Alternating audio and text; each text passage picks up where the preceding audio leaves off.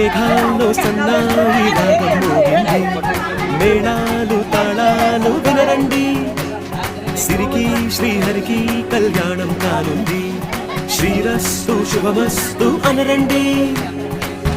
అచ్చ తెలుగులో పెళ్లికి అర్థం చెప్పారంటూ, మెచ్చదగు ముచ్చట అని సాక్ష్యం చెబుతామంటూ, జనులంతా జై కొట్టేలా జరిపిస్తామండి.